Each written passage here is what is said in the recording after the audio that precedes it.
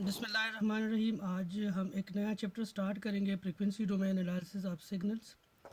आज के चैप्टर में हम देखेंगे कि हम फ्रीक्वेंसी डोमेन एनालिसिस क्यों करते हैं सिग्नल्स के और सिस्टम के।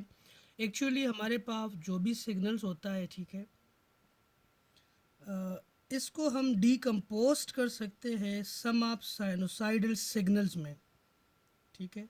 अब अगर हमारे पास जो सिग्नल है वो अगर पीरियाडिक सिग्नल है तो उसकी फ्रीक्वेंसी डोमेन एनालिसिस हम करेंगे। फोरियर सीरीज़ एक टूल है, उसको यूज़ करेंगे। और फोरियर ट्रांसफॉर्म जो है वो यूज़ होता है ए पीरियाडिक सिग्नल्स। तो हमारे पास कोई भी सिग्नल हो, ठीक है, वो आपके पास डिफरेंट साइन और कोसाइन वेव्स से मिलके बनी हुई होती है।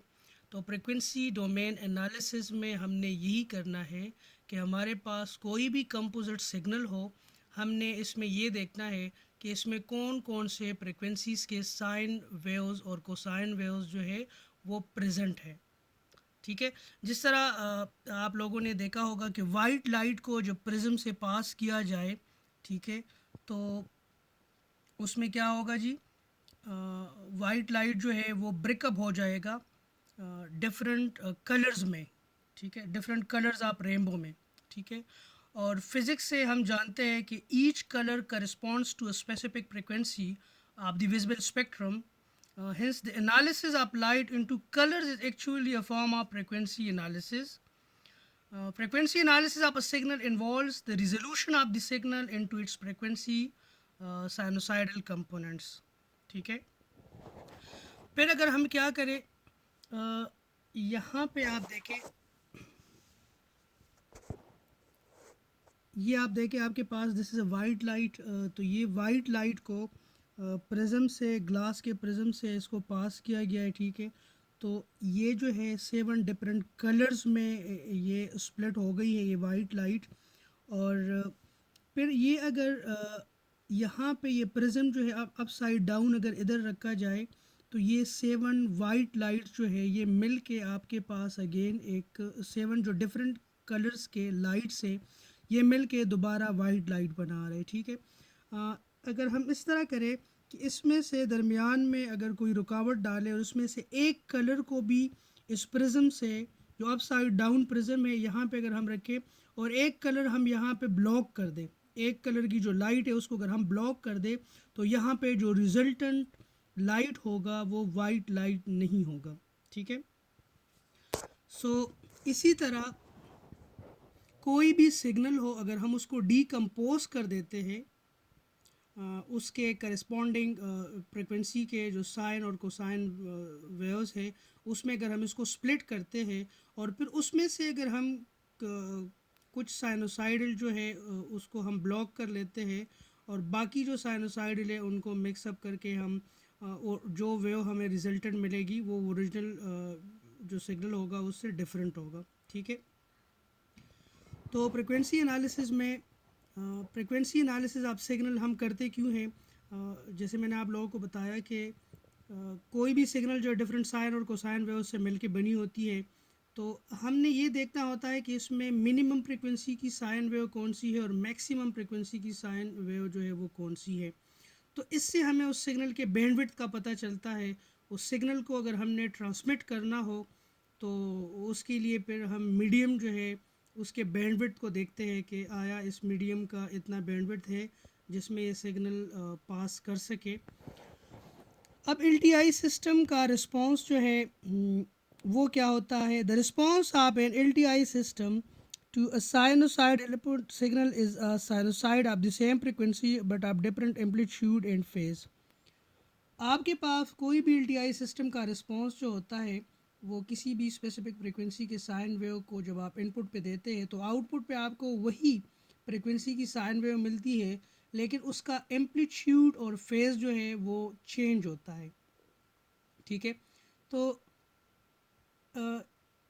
इससे हमें किसी सिस्टम के बैंडविड्थ का पता चल सकता है, किसी सिग्नल के बैंडविड्थ का पता चल सकता है कि लेट्स सपोज एक सिस्टम है वो जो है लेट्स सपोज हमारे पास एक लो पास फिल्टर है जो कि 0 से लेकर 4 किलोहर्ट्ज़ तक की फ्रिक्वेंसी को पास करता है और 4 किलोहर्ट्ज़ से ऑनवर्ड जो फ्रिक्वेंसीज़ है उनको ब्लॉक करता है, ठीक है। तो यहाँ पे हमारे पास जो LTI सिस्टम है ये 0 से लेकर 4 किलोहर्ट्ज़ की फ्रिक्वेंसी अगर आप इसको इनपुट पे देते हैं तो आउटपुट पे आपको वही फ्रिक्वेंसी का सिग्नल मिलेगा।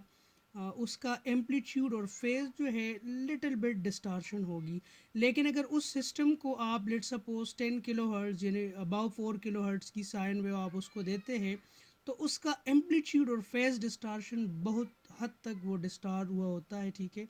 और आउटपुट जो सिग्नल होता है उसका एम्पलीट्यूड और फेज़ बहुत डिस्टॉर्ट हुआ होता है, ठीक है। तो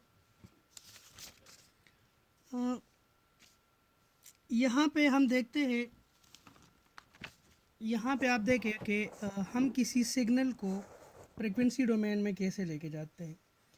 Frequency analysis of a signal involves the resolution of the signal into its frequencies sinusoidal components। ये आप देखें x आप ओमेगा किस चीज़ के बराबर है, x आप t e माइनस जे ओमेगा टी डी टी, और इसका जो रेंज है लिमिट है इंटीग्रेशन का वो माइनस इन्फिनिटी टू इन्फिनिटी है। तो e माइनस जे ओमेगा टी हमारे पास किस चीज़ के बराबर है, ये है cos ओमेगा टी प्लस जे साइन ओमेगा टी के बराबर है। तो एक्चुअली एक्स ऑफ टी इसको मैं लिख सकता हूँ x of t cos omega t d t plus integration x of t j sine omega d T. यानी आपके पास जो सिग्नल है, कोई भी सिग्नल एक्स ऑफ टी है, उसका अगर आप फोरियर ट्रांसफॉर्म फाइंड करना चाहते हैं, फोरियर अगर आप उसका एनालिसिस करना चाहते हैं, फोरियर एनालिसिस आप उसका करना चाहते हैं, तो एक्चुअली उस सिग्नल को आप डिफरेंट कोसाइन और साइन के साथ मल्टीप्लाई करके इंटीग्रेट करते हैं, ठीक है। अब लेट्स सपोज मेरे पास एक सिग्नल है एक्स ऑफ टी, उसमें जो साइन वेव प्रेजेंट है उसकी फ्रीक्वेंसी है 5 हर्ट्ज़, ठीक है। तो हम क्या कर रहे हैं, हम उसके साथ पहले एक्स ऑफ टी के साथ जो है मल्टीप्लाई कर रहे हैं। Let's suppose sine omega T हम मल्टीप्लाई कर रहे हैं लेकिन उसकी फ्रीक्वेंसी है 1 हर्ट्ज़। तो इन दोनों का जो प्रोडक्ट होगा और उसका इंटीग्रेशन होगा तो उसका रिज़ल्ट क्या होगा, ज़ीरो होगा। आपके पास सिर्फ उस फ्रिक्वेंसी पे नॉन ज़ीरो वैल्यू होगी। इंटीग्रेशन के बाद आपके पास जो आंसर आ रहा है वो नॉन ज़ीरो तब होगा जब एक्स ऑफ टी में वही फ्रिक्वेंसी का सिग्नल मौजूद हो जिस फ्रिक्वेंसी के कॉज या साइन सिग्नल से आप उसको मल्टीप्लाई कर रहे हैं। यहाँ पे आप देखें x of t cos omega t d t plus x of t j sine omega d t. Let's suppose 5 hertz की का cos wave x of t is equal to cos omega t, और वहाँ पे omega जो है 5 radiance पर radiance है, ठीक है। तो एक्स ऑफ टी जो है कॉज ओमेगा टी, जब आप इसके साथ कॉज ओमेगा टी मल्टीप्लाई करते हैं उसकी फ्रिक्वेंसी 1 रेडियंस है। तो आपके पास इंटीग्रेशन के बाद जो रिज़ल्ट होगा ज़ीरो होगा, 2 पे भी ज़ीरो होगा, 3 पे भी ज़ीरो होगा, 4 पे भी ज़ीरो होगा, 5 पे आपके पास कोई वैल्यू आ जाएगी, 6 पे भी ज़ीरो होगा। यानी x of t cos omega T integration के बाद आपके पास सिर्फ उन फ्रिक्वेंसीज़ पे रिज़ल्ट देगा जो जो फ्रिक्वेंसीज़ एक्स ऑफ टी में प्रेजेंट है, ठीक है। आज के लेक्चर में इस चैप्टर में हम सिर्फ और सिर्फ डिस्क्रीट टाइम सिग्नल्स को देखेंगे। अब डिस्क्रीट टाइम सिग्नल जो है वो पीरियाडिक भी हो सकते हैं, वो ए पीरियाडिक भी हो सकते हैं। अगर आपके पास डिस्क्रीट टाइम सिग्नल जो है वो पीरियाडिक हो तो हम फोरियर सीरीज़ यूज़ करेंगे और फ्रिक्वेंसी एनालिसिस करेंगे। लेकिन अगर आपके पास सिग्नल जो है ए पीरियाडिक सिग्नल हो तो हम क्या करेंगे, हम फोरियर ट्रांसफॉर्म से उसकी फ्रिक्वेंसी एनालिसिस करेंगे।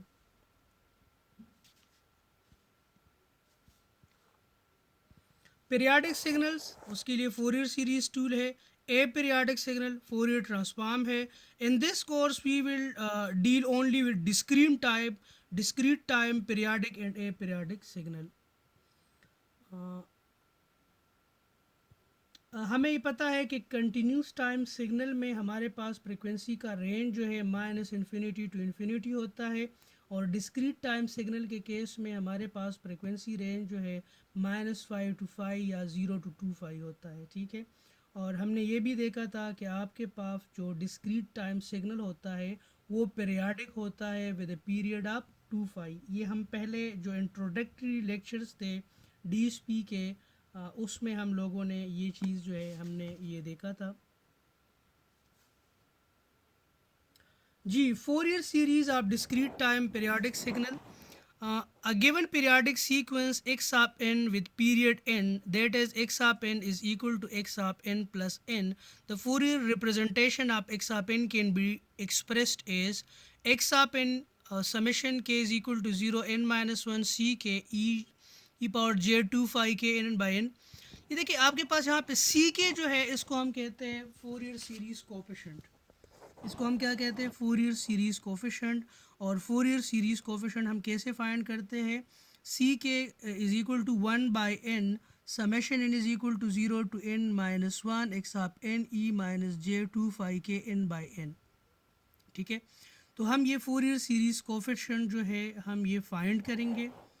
पहले हम देखेंगे पीरियाडिक सिग्नल को। ठीक है, तो पीरियाडिक सिग्नल को हम डील करेंगे फोरियर सीरीज़ के साथ और ए पीरियाडिक सिग्नल को हम करेंगे फोरियर ट्रांसफॉर्म के साथ।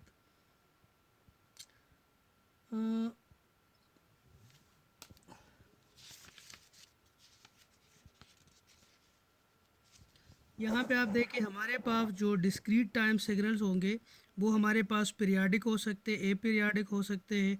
पीरियाडिक के लिए हम क्या यूज़ करेंगे, फोरियर सीरीज़, और ए पीरियाडिक के लिए हम क्या करेंगे, फोरियर ट्रांसफॉर्म। तो फोरियर सीरीज़ के ये एक्सप्रेशन गिवन है, एक्स ऑफ एन जो है ये k is equal to 0 n minus 1 C k. ठीक है, और सी के जो है ये किस चीज़ के बराबर है, 1/n k is equal to 0 n minus 1 x of n e की power minus j 2 pi k n by n। आगे जाने से पहले मैं आप लोगों को एक टास्क देना चाहता हूँ।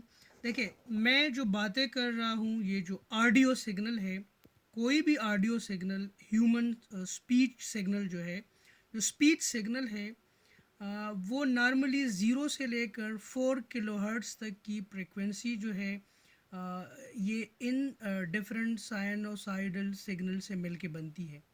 हम जो बातें करते हैं, जो हमारी स्पीच सिग्नल है, उसकी फ्रिक्वेंसी रेंज क्या होती है, 0 से लेकर 4 किलोहर्ट्ज़ तक। आप लोगों ने क्या करना है, मैं आप लोगों के साथ एक वीडियो शेयर करूंगा जिसमें आप लोगों को मैटलैब में आप लोग जो है स्पीच सिग्नल को रिकॉर्ड कर सकेंगे और इसकी फ्रिक्वेंसी एनालिसिस आप मैटलैब में करेंगे। तो आपके पास जो फाइनल प्लॉट बनेगा स्पीच सिग्नल का वो 0 से लेकर 4 किलोहर्ट्ज़ तक का डिफरेंट उसमें साइनोसाइड्स होंगे।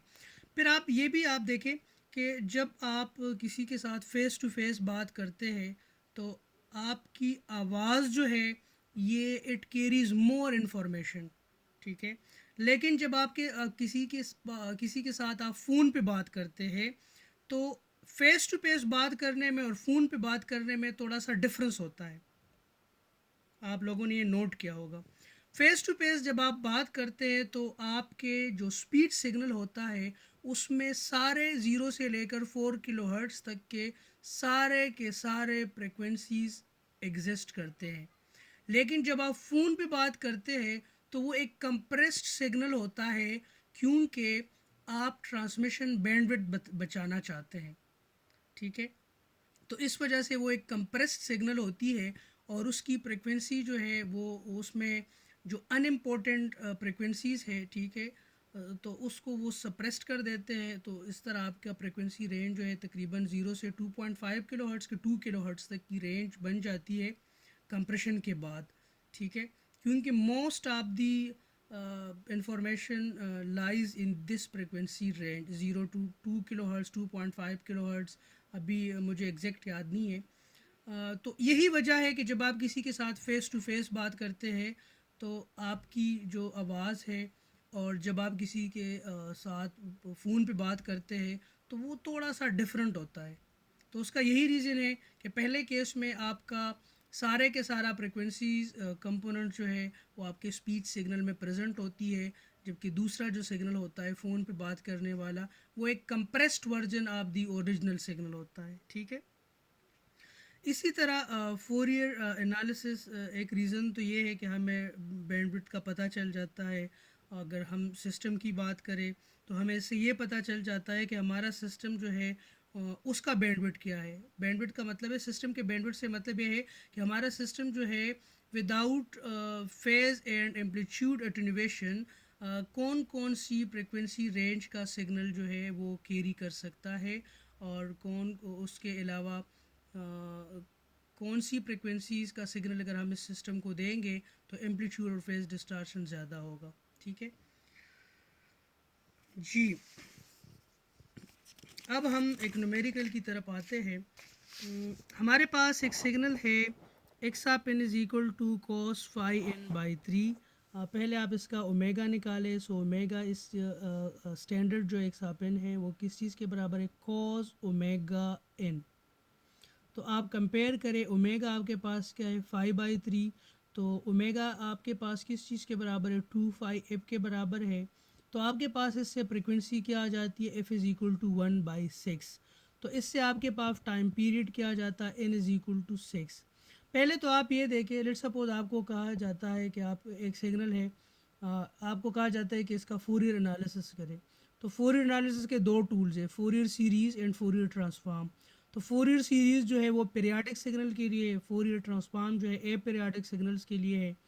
तो पहले तो आप लोग ये डिसाइड करेंगे कि मैंने फोरियर सीरीज़ एनालिसिस करना है या फोरियर ट्रांसफॉर्म एनालिसिस करना है। तो आप उस सिग्नल की फ्रिक्वेंसी निकालें, उसका पीरियड निकालें। अगर वो पीरियाडिक है, अगर वो सिग्नल पीरियाडिक है तो आप उसका फोरियर सीरीज़ एनालिसिस करें। अब आप यहाँ पे देखें इसका period n is equal to 6 आ जाता है, यानी कास 5/3 को अगर मैं 6 का शिफ्ट दे देता हूँ तो मेरे पास अगेन एक्स आप इन आ जाता है, यानी x of n plus 6 is equal to x of n. ठीक है, तो ये मेरे पास पीरियाडिक सिग्नल है। तो इसका मतलब है कि इसका हमने क्या करना है, फोरियर सीरीज़ एनालिसिस करना है।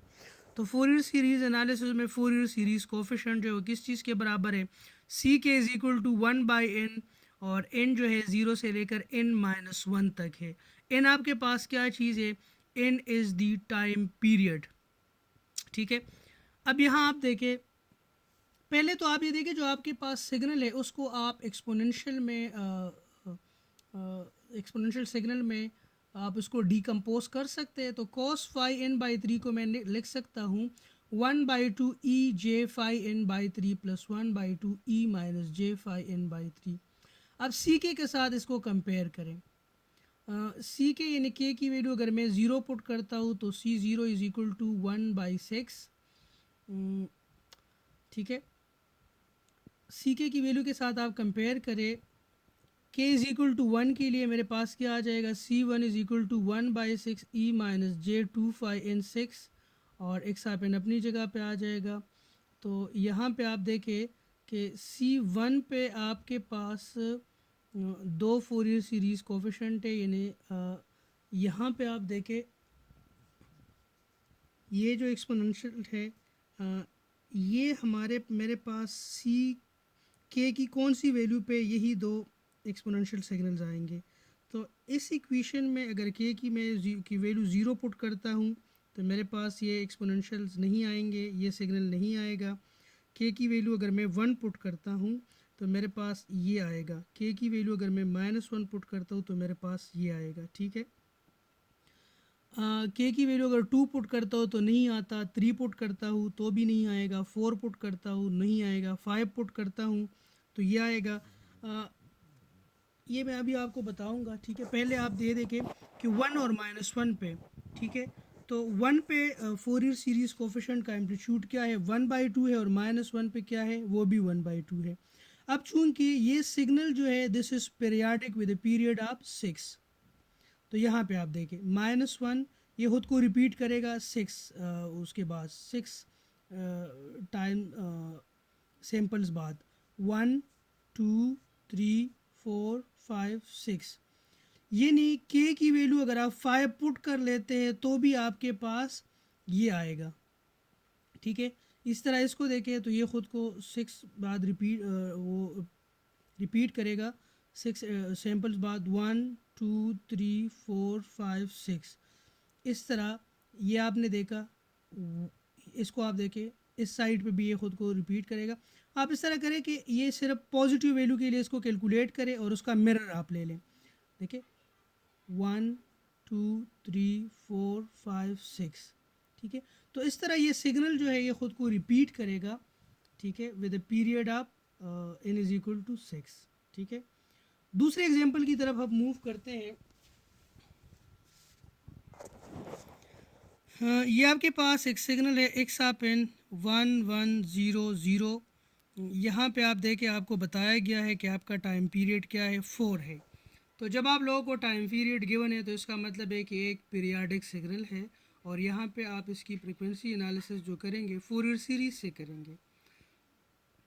सो पहली बात एक्सापिनस पीरियाडिक। दूसरी इंपॉर्टेंट बात, आप उसको बाय इंस्पेक्शन डिकम्पोज नहीं कर सकते एक्सपोनेंशियल में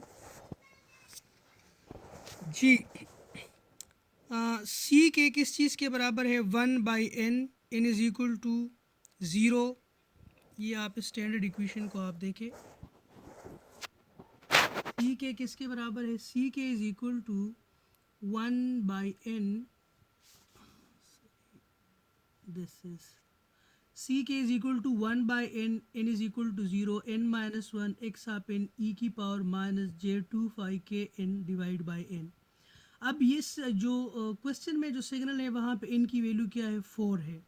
तो ये हो जाएगा 1 डिवाइड बाई 4, n 0 से स्टार्ट होगा और n माइनस 1 क्या बन जाएगा, 3 बन जाएगा। यहाँ पे आप देखें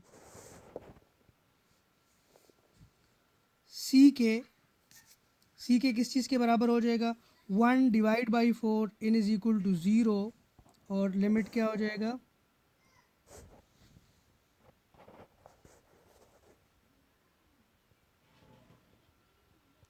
1/4 n इज़ इक्वल टू 0 और 3 तक जाएगा, x आप इन e की power minus j25 n k n divide by 4 हो जाएगा, ठीक है।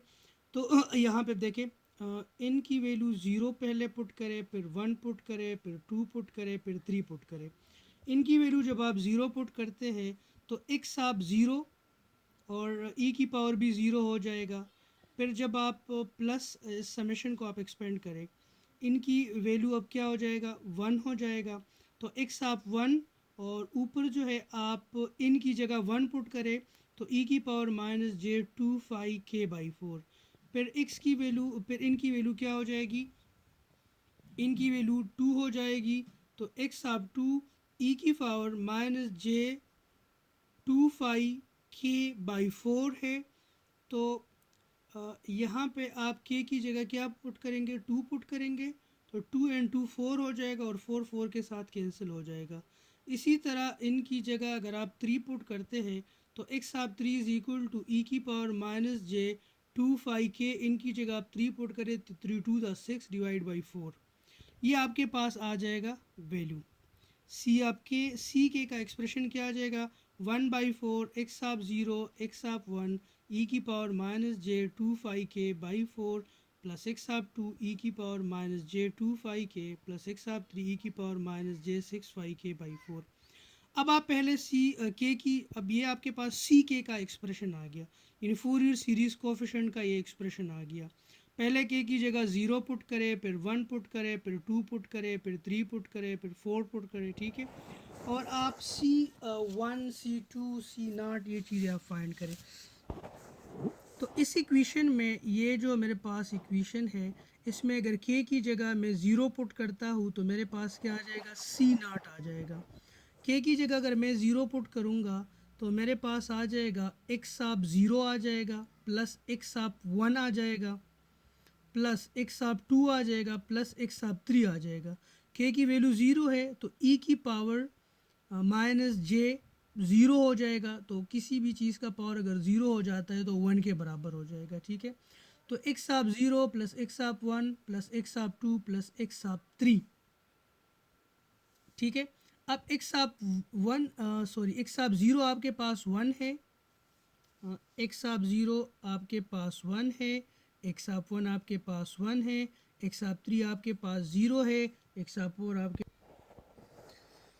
तो इनको आप ऐड करें तो आपके पास क्या बन जाएगा, C0 इज़ इक्वल टू 1/4, 1 + 1 = 2। तो आपके पास C0 की वैल्यू 1/2 आ जाएगी।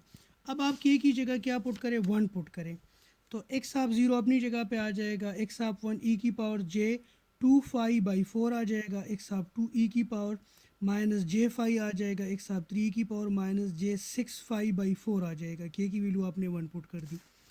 अब आप यहाँ पे देखें, एक्स आप 0 इज़ 1, ठीक है, एक्स आप 1 इज़ आल्सो 1, बट एक्स आप 2 एंड एक्स आप 3 आर 0। तो चूंकि एक्स आप 2 और एक्स आप 3 ज़ीरो है, ये देखें, एक्स आप 2 इज़ 0, एक्स आप 3 इज़ आल्सो 0। तो चूंकि एक्स आप 2 और एक्स आप 3 ज़ीरो है, तो ये ज़ीरो हो जाएंगे, और मैं एक्स आप 0 प्लस एक्स आप 1 ई की पावर माइनस जे 2 5/4 हो जाएगा। एक्स आप 0 1 है, एक्स आप 1 भी 1 है, तो मेरे पास क्या आ जाएगा, C1 आ जाएगा 1/4, 1 + 1 ई की पावर जे माइनस 5/2। तो मैं लिख सकता हूँ 1/4 1 प्लस और ई की पावर माइनस जे 5/2 किसके बराबर है, Euler identity cos 5/2 minus j sine 5/2।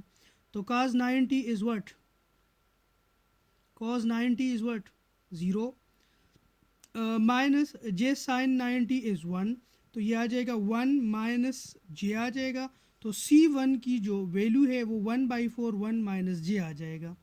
अब मैं यहाँ पे के की जगह 2 पुट करूँगा, तो जब मैं के की जगह 2 पुट करूँगा तो क्या आ जाएगा, C2 is equal to 1/4 x आप 0, एक्स आप 1 ई की power minus J 4 5 divide by 4, तो 4 4 के साथ कैंसिल हो जाएगा, एक्स आप 2 ई की पावर माइनस जे 2 5, एक्स आप 3 ई की पावर माइनस जे, और के की वैल्यू आप 2 पुट करें तो 12 5/4 आ जाएगा। अब एक्स आप 0 की वैल्यू 1 है, एक्स आप 1 की वैल्यू 1 है, एक्स आप 2 और एक्स आप 3 की वैल्यू 0 है, तो ये दोनों 0 हो जाएंगे। तो आपके पास C2 किस चीज़ के बराबर हो जाएगा, C2 is equal to 1/4 1 plus e की पावर माइनस जे 5। तो C2 किसके बराबर होगा, 1/4 1 plus Euler identity cos 5 minus j sine 5। तो cos 5 आपके पास किस चीज़ के बराबर है, what is cos 5, this is 1, sorry cos 5 is -1, is j sine 5 is 0, तो ये हो जाएगा 1 - 1, C2 की वैल्यू क्या हो जाएगी, 0 हो जाएगी। इसी तरह C3 की वैल्यू जो है वो क्या हो जाएगी, C3 इज़ इक्वल टू, यहाँ पे आप क्या पुट करें, इस एक्सप्रेशन में के की वैल्यू आप 3 पुट करें, तो 1/4 एक्स आप 0 प्लस एक्स आप 1 ई की पावर माइनस जे 6 5/4 हो जाएगा, ठीक है। एक्स आप 2 के की वैल्यू कुछ भी पुट करें लेकिन ये 0 होगा क्योंकि एक्स आप 2 की वैल्यू 0 है। एक्स आप 3 में के की वैल्यू कुछ भी पुट करें लेकिन ये 0, तो ये 0 हो जाएंगे। इसी तरह C3 आपके पास किस चीज़ के बराबर हो जाएगा, C3 is equal to 1/4 1 plus e की पावर माइनस जे 6 5/4। मैं इसको लिख सकता हूँ 1/4 1 plus cos 3 5/2 minus j sign 3 5/2। इसको आप सिंप्लीफाई करें तो आपके पास आ जाएगा 1/4 1 + 0 + जे। तो C3 आपके पास क्या आ जाएगा,